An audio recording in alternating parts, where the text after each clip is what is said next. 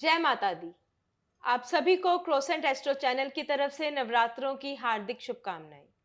जैसे कि आप सब जानते हैं कि कल पांचवा नवरात्रा है, तो इस दिन हम पूजा कैसे करें, उपवास कैसे रखें, इस दिन माता की आराधना कैसे करें। आइए इस विषय पे आज हम चर्चा करते हैं। और इस विषय पे चर्चा करने के लिए हमारे साथ मौजूद हैं डॉक्टर राजवीर शास्त्री जी। स्वागत है शास्त्री जी आपका। धन्यवाद। शास्त्री जी, पांचवा नवरात्रा कौन सी माँ को समर्पित है? पंचम नवरात्रा स्कंद माता को समर्पित है, जिसे कमल पर आसित तथा तथा पद्मासन देवी के नाम से भी संबोधित किया जाता है। ये भगवान कार्तिक की माता भी हैं। इसलिए इस नवरात्रे में स्कंद माता की पूजा की जाती है। इसका संबंध एक संतर अभिप्राय एक पौधे के साथ में भी है, जहां से कार्तिक का जन्म हुआ, नदी के किनारे से। तो इसलिए स्कंद नाम से माता को संबोधित किया जाता है और इन्हीं की उस दिन पूजा की जाती है, जिनका संबंध भगवान शंकर के साथ साक्षात है। शास्त्री जी, स्कंद माता के पीछे की कहानी क्या है? स्कंद माता का जो रूप अवतरण हुआ है, वो दुष्ट राक्षसों को नष्ट करने के लिए, पापियों को समाप्त करने के लिए, धर्म की स्थापना करने के लिए, पुण्य का मार्ग अपनाने के लिए, लोगों को अग्रसर करने के लिए माता अपनी शक्ति को प्रकट करती है।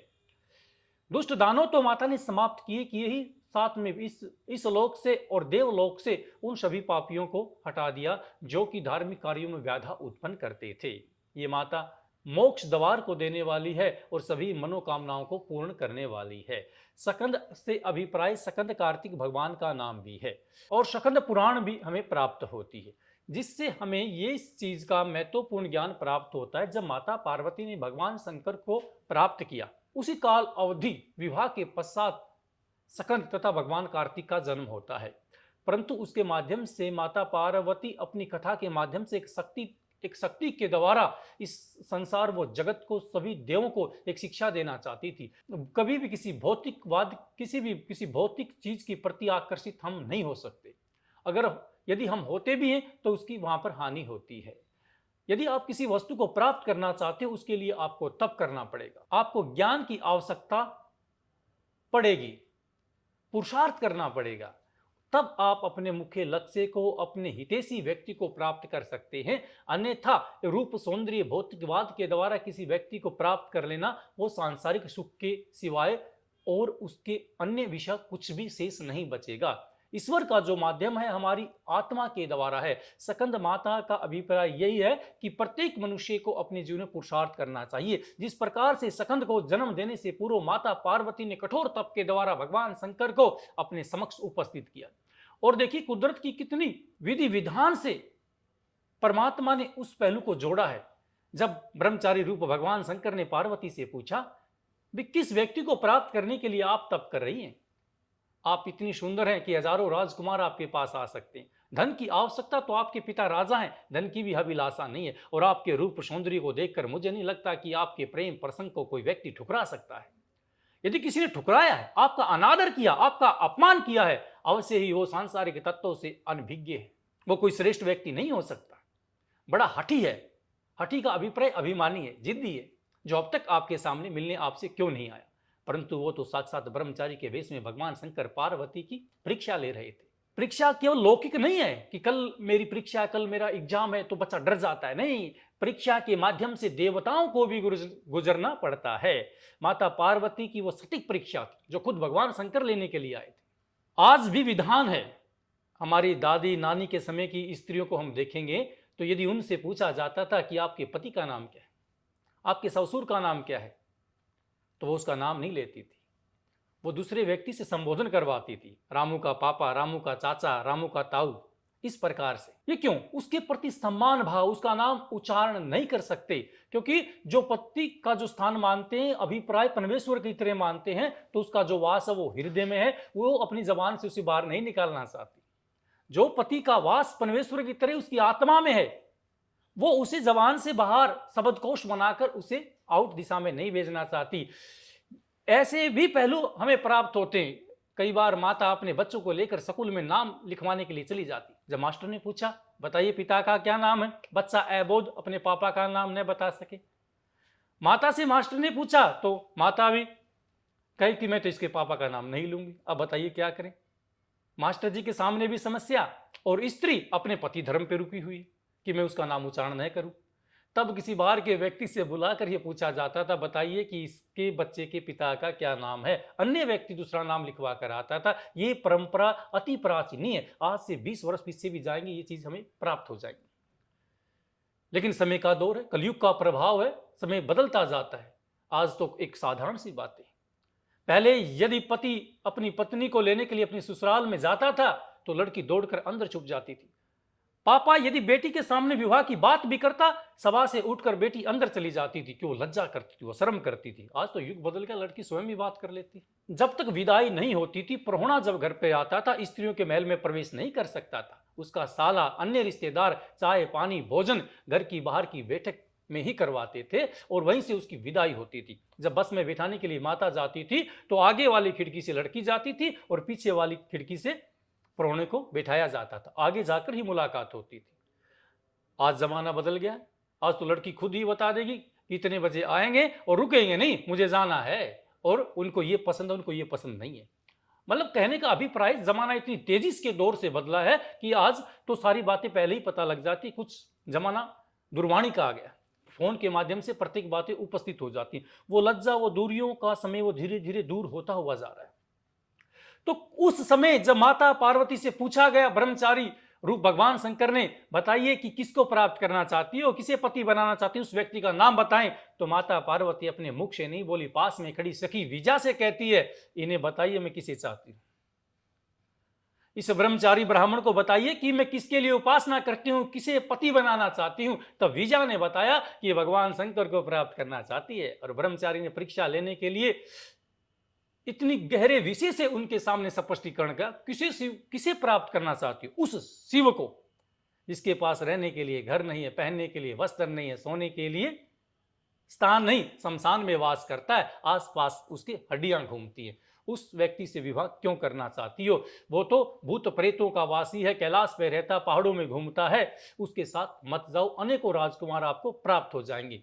पर माता पार्वती ने एक ही बात कही, भी कहते सत्य पुरुषों की बुराई करना तो बुरी बात है, सत्य पुरुषों की बुराई सुनना भी बुरी बात है। इसे कहिए ब्रह्मचारी, हम आपका सम्मान करते, आप ब्राह्मण रूप में हैं, अन्यथा हम आपका अपमान करेंगे, आप यहां से चले जाइए, हम भगवान शंकर की बुराई नहीं सुन सकते। ये बात सुनने के बाद भगवान शंकर ने अपना साक्षात रूप दिखाया और माता पार्वती का हाथ पकड़ते हुए कहा, हिमालय पुत्री, आज आपकी तपस्या के हम नमन हो गए हैं, आज आपने तपस्या से हमें जीत लिया है, जाओ अपने पिता से कहो विवाह की तैयारी करें, भगवान शंकर बारात लेकर आपके घर आएंगे।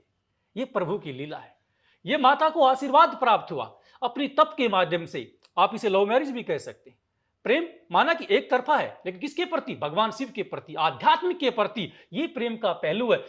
आधुनिक जीवन की परिभाषा इससे पहलू से समतव नहीं कर सकती। ईश्वर हमें प्रेम के माध्यम से यही चीज समझाना चाहता है कि एक व्यक्ति को दूसरे व्यक्ति का सहारा बनना चाहिए। आज जमाना कोर्ट, तलाक, कचहरी, पता नहीं प्रेम का पहलू कहां चला गया है। यहां जो संबंध बांधे जाते हैं वो 7 जन्मों के बांधे जाते हैं, खंडन के करने के लिए नहीं है। अनेक प्रकार के हमारे पुराणों से, हमारी देवी की शक्ति से हमें वो शक्तियां मिलती जो हमारे परिवार को जोड़ने का काम करती, न कि तोड़ने का काम करती हैं। इसलिए माता स्कंद की कथा को उच्चारण करते हुए हमें परिवार को सुख शांति प्राप्त करने के लिए इसकी उपासना करनी चाहिए, इनका व्रत करना चाहिए। और इन पहलुओं, इन कथाओं की चर्चा हमें आने वाली पीढ़ियों के सामने करनी चाहिए, अन्यथा ये भूल जाएंगी। पाश्चात्य सभ्यता के प्रभाव में यदि दादा के पिता का नाम भी पूछ लिया जाए तो आज के युग में कॉन्वेंट स्कूल में पढ़ने वाले बच्चे भी उनका नाम नहीं बता पाते। अच्छी बात है, आप आंग्ल भाषा भी पढ़ें, पाश्चात्य सभ्यता को भी देखें, लेकिन अपने पूर्वजों को, अपने देवी देवताओं को, अपनी संस्कृति को, अपने घर से मिले हुए संस्कारों को यदि भूलोगे तो ये भारतवर्ष नष्ट हो जाएगा। विश्व गुरु तभी बना जब हमारे पास ये शक्ति थी, हमारे पुराण थे, हमारे ग्रंथ थे। ये दुर्भाग्य रहा जब जब भारत के ऊपर आक्रमण हुए तो हमारे ग्रंथों को जलाया गया। सोमनाथ मंदिर में इतना बड़ा विश्वविद्यालय था, जब उसमें आग लगाई गई 6 महीने तक उसकी आग नहीं बुझी, धुआं उठता रहा। देखिए कितने पावन पवित्र ग्रंथ हमारे जलकर नष्ट हो गए। अंग्रेज यहां पर आए, उन्होंने क्या देखा? भारतीयों को जीतने की और कोई चीज नहीं है, इनकी संस्कृति को नष्ट करो। ये प्रेम इनके अंदर है। अंग्रेज का बच्चा जन्म लेगा, अपनी लाइफ में ढल जाएगा, लेकिन हम बूढ़े माता पिता की सेवा करते हैं, जीवित नहीं मरने के बाद भी उनके लिए श्राद्ध करते हैं। ये पीढ़ी तर पीढ़ी की जो संस्कार है भारतीय संस्कृति में, पाश्चात्य सभ्यता में भाव से नहीं जोड़ती, एक दूसरे से खंडित करती है। इसलिए हमें माता से शिक्षा लेनी चाहिए और इनकी पूजा करनी चाहिए। शास्त्री जी, इस दिन व्रत रखने की विधि क्या है और इस दिन व्रत रखते समय हमें कौन सा संकल्प करना चाहिए? प्रातः स्नान के बाद गंगा जल का छिड़काव करें। गौमूत्र गंगा जल से हमें घर में पोछा लगाना चाहिए। भोजनालय को भी शुद्ध करना चाहिए। स्नान के पश्चात हमें पूजा आरंभ करनी चाहिए और उस पूजा में हमें दुर्गा सप्तशती का पाठ करना चाहिए। खासकर विशेषकर पंचम अध्याय तक तो हमें दुर्गा सप्तशती पढ़नी चाहिए, अन्यथा किसी ब्राह्मण को घर पर आमंत्रित कर और संकल्प दिलाकर हमें इसका पाठ रखवाना चाहिए। और मन में एक ही भाव, एक ही संकल्प हमें करना चाहिए, यदि माता मैं किसी कारणवश से आपकी उपलब्ध सामग्री पूर्ण न ले पाया, हो सकता है कोई निर्धन व्यक्ति भी, परमात्मा सभी का है, यदि आपके अनुरूप कोई फल में बाजार से न खरीद पाया तो मुझे अक्षमा करें। यदि मुझसे कोई मंत्र में दोष हो गया है, यदि मुझे कोई मंत्र शुद्ध पढ़ना नहीं आया तो मुझे अक्षमा करें और मेरे मन के मनोभाव आत्मक संकल्प को पूर्ण करें। जो जो व्याधि आपके घर में है, जो जो परेशानी आपके जीवन में, संकल्प करते समय उन्हीं परेशानियों को निवारण की प्रार्थना माता से करें। घर में किसी को संतान नहीं तो उसकी संतान की प्रार्थना करें। कोई असाध्य रोग आपको लग गया है, उस रोग को दूर करने के लिए मां से उपासना करें। किसी बच्चे की नौकरी प्राप्त नहीं होती, बार बार परिश्रम करता है, उस बच्चे के लिए अच्छे रोजगार की प्रार्थना का संकल्प अपने मन में हमें धारण करना चाहिए। यदि पिता पुत्र के विचार नहीं मिलते, उन दोनों का प्रेम बढ़े, इस प्रकार का संकल्प हमें माता के सामने करना चाहिए। इन 9 दिनों के अंदर जैसा भी हम संकल्प लेकर माता की आराधना करते हैं, माता आपकी वो सभी मनोकामनाएं पूर्ण करती हैं और आपका संकल्प शपथ ग्रहण होते हुए आपका कल्याण करता है। संकल्प का अभिप्राय हमारा यही होता है, यथा विधि जितनी भी सामग्री मेरे पास है, जितना भी ज्ञान मेरे पास है, उसके माध्यम से आत्मा के तार जोड़ता हुआ देवी आपके चरणों में शीश झुकाकर मैं प्रणाम करता हूं, आप इसे स्वीकार करें। यदि मुझसे पूजा विधि में किसी प्रकार की भूल हो गई है, यदि कोई वस्तु मैं आपके लिए नहीं लेकर आ पा रहा हूं, तो आप उसे भी अक्षमा करें और मेरी पूजा विधि को आप स्वीकार करें। तब माता हमें आशीर्वाद देती और हमारे भाव को भी जानती। वहां छल की आवश्यकता नहीं है। अनेकों लोग ऐसे भी आपको मिल जाएंगे, माता मेरा ये कार्य हो जाएगा तो मैं आपको चुन्नी लेकर आऊंगा। ये माता का भाव है। आप निस्वार्थ भाव से यदि पूजा करते हैं तो 100% माता आपके भाव को जान लेती है। जिस प्रकार से निर्धन ब्राह्मण सुदामा श्री कृष्ण के पास मांगने गए लेकिन मांग नहीं पाए, वासुदेव देव की नंदन तीनों लोकों के मालिक भगवान योगेंद्र उनके मन के भाव को समझ गए। जब भी हम शक्तिपीठ में जाते हैं, यदि आप मांग भी नहीं पाते, किसी चीज की आपकी कमी है, तो माता आपकी झोली भर देती है। इसी भाव, इसी संकल्प से हमें उनकी पूजा करनी चाहिए।